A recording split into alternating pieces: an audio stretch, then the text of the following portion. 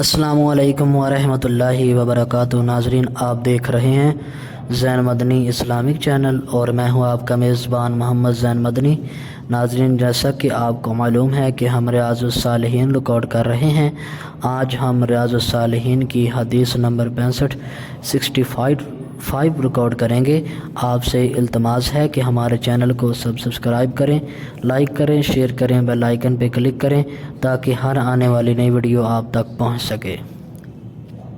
نحمدہ ونصلی علی رسولہ الکریم، اما بعد فاعوذ باللہ من الشیطان الرجیم، بسم اللہ الرحمن الرحیم۔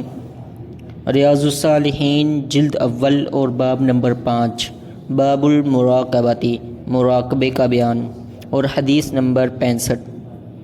حضرت ابو ہریرہ رضی اللہ عنہ سے روایت ہے، انہوں نے نبی علیہ السلام کو فرماتے ہوئے سنا کہ بنی اسرائیل میں 3 آدمی تھے، ایک برص یعنی سفید داغوں کے مرض میں مبتلا، دوسرا گنجا اور تیسرا اندھا تھا۔ اللہ تعالیٰ نے ان کو آزمانے کا ارادہ فرمایا، چنانچہ ان کی طرف ایک فرشتہ بھیجا۔ فرشتہ پہلے برص والے آدمی کے پاس آیا اور اس سے پوچھا، تجھے کون سی چیز سب سے زیادہ محبوب ہے؟ اس نے جواب دیا، اچھا رنگ، خوبصورت جسم، نیز یہ کہ مجھ سے یہ برص کی بیماری دور ہو جائے جس کی وجہ سے لوگ مجھ سے گن کھاتے ہیں۔ فرشتے نے اس کے جسم پر ہاتھ پھیرا تو اللہ تعالیٰ کے حکم سے اس کی گن کھانے والی بیماری دور ہو گئی اور اسے خوبصورت رنگ دے دیا گیا۔ فرشتے نے اس سے پھر پوچھا، تجھے کون سا مال زیادہ پسند ہے؟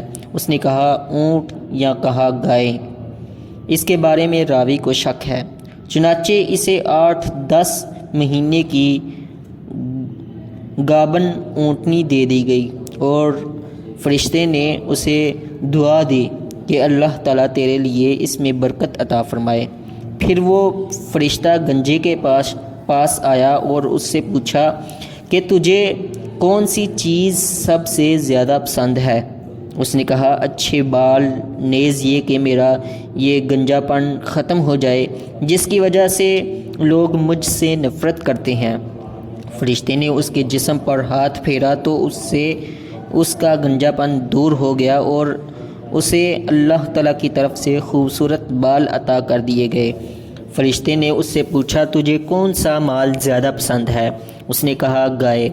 چنانچہ اسے ایک حاملہ گائے دے دی گئی اور فرشتے نے پھر دعا دی کہ اللہ تعالیٰ تیرے لیے اس میں برکت عطا فرمائے۔ اس کے بعد فرشتہ اندھے کے پاس آیا، اس سے پوچھا، تجھے کون سی چیز سب سے زیادہ پسند ہے؟ اس نے کہا کہ یہ کہ مجھے اللہ تعالیٰ میری بینائی واپس لوٹا دے، پس میں لوگوں کو دیکھوں۔ فرشتے نے اس پر ہاتھ پھیرا تو اللہ تعالیٰ نے اس کی بینائی بحال کر دی۔ فرشتے نے اس سے پوچھا، تجھے کون سا مال زیادہ پسند ہے؟ اس نے کہا، بکریاں۔ تو اسے ایک بچہ جننے والی بکری دے دی گئی۔ چنانچہ سابقہ دونوں برص والے اور گنجے کے ہاں بھی دونوں جانوروں یعنی اونٹنی اور گائے کی نسل خوب بڑھی اور اس نابینے کے ہاں بھی بکری نے بچے دیے۔ برص والے کے ہاں ایک وادی اونٹوں کی، گنجے کے ہاں ایک وادی گایوں کی اور اس اندھے کے ہاں ایک وادی بکریوں کی ہو گئی۔ پھر وہی فرشتہ برص والے کے پاس اس کی صورت و حیت میں آیا اور کہا کہ میں مسکین آدمی ہوں، سفر میں میرے وسائل ختم ہو گئے ہیں، آج میرے وطن پہنچنے کا وسیلہ اللہ کے اور پھر تیرے علاوہ کوئی نہیں، اس لیے میں تجھ سے اس ذات کے نام سے جس نے تجھے اچھا رنگ، خوبصورت جسم اور مال عطا کیا ہے، ایک اونٹ کا سوال کرتا ہوں جس کے ذریعے سے میں اپنے سفر میں منزل مقصود تک پہنچ جاؤں۔ اس نے جواب دیا، میرے ذمے پہلے ہی بہت سے حقوق ہیں، یہ سن کر فرشتے نے اسے کہا، گویا کہ میں تجھے پہچانتا ہوں، کیا تو وہی نہیں ہے کہ جس کے جسم پر سفید داغ تھے؟ لوگ تجھ سے گن یعنی نفرت کھاتے تھے، تو فقیر تھا، اللہ تعالیٰ نے تجھے مال سے نواز دیا۔ اس نے کہا، یہ مال تو مجھے باپ دادا سے ورثے میں ملا ہے، یہ مال تو مجھے باپ دادا سے ورثے میں ملا ہے۔ فرشتے نے کہا کہ اگر تو جھوٹا ہے تو اللہ تعالیٰ تجھے ویسا ہی کر دے جیسا کہ تو تھا۔ اب فرشتہ گنجے کے پاس اس کی پہلی شکل و صورت میں آیا اور اس سے بھی وہی کچھ کہا جو برس والے کو کہا تھا، اور اس گنجے نے بھی وہی جواب دیا جو اس نے دیا تھا، جس پر فرشتے نے اسے بھی بد دعا دی کہ اگر تو جھوٹا ہے تو اللہ تعالیٰ تجھے ویسا ہی کر دے جیسا کہ تو پہلے تھا۔ فرشتہ پھر اندھے کے پاس آیا کہ میں مسکین اور مسافر آدمی ہوں، میرے وسائل سفر میں ختم ہو گئے ہیں، اب آج میرے لیے وطن پہنچنا اللہ کی مدد پھر تیرے مالی اعانت کے بغیر ممکن نہیں، اس لیے میں تجھ سے اس ذات کے نام سے جس نے تیری بینائی تجھ پر لٹا دی ایک بکری کا سوال کرتا ہوں، تاکہ اس کے ذریعے سے میں اپنے سفر میں منزل مقصود تک پہنچ جاؤں۔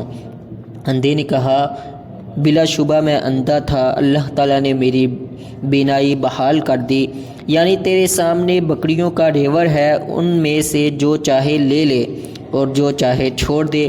اللہ کی قسم، آج میں جو تو اللہ تعالیٰ کے لیے لے گا میں تجھ سے جھگڑا نہیں کروں گا اس کے بارے میں۔ یہ سن کر فرشتے نے اسے کہا کہ اپنا مال اپنے پاس ہی رکھ لے، بے شک تمہیں آزمایا گیا تھا جس میں تو کامیاب رہا، اللہ تعالیٰ تجھ سے راضی ہو گیا اور تیرے دونوں ساتھیوں پر تیرا رب ناراض ہو گیا، یعنی کیونکہ وہ ناکام رہے۔ بخاری و مسلم نے اسے روایت کیا ہے۔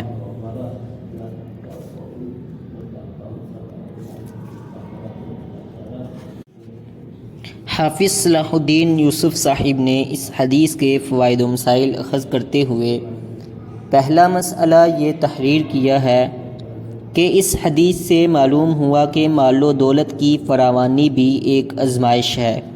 اس آزمائش میں کامیاب وہی ہوتا ہے جو مال کے گھمنڈ میں مبتلا ہو کر اللہ کو اور اپنی حقیقت کو نہیں بھولتا، بلکہ وہ اس دولت کو اللہ کی ضرورت مند مخلوق پر خرچ کر کے خوش ہوتا ہے اور اللہ تعالیٰ کی نعمت کا عملی شکر ادا کرتا ہے، اور اس کے برعکس رویہ اختیار کرنے والے ناکام قرار پاتے ہیں، کیونکہ اس رویے کی وجہ سے وہ جھوٹ، بخل اور تکبر کا ارتکاب کرتے ہیں جو اللہ تعالیٰ کی ناراضی کا باعث ہے۔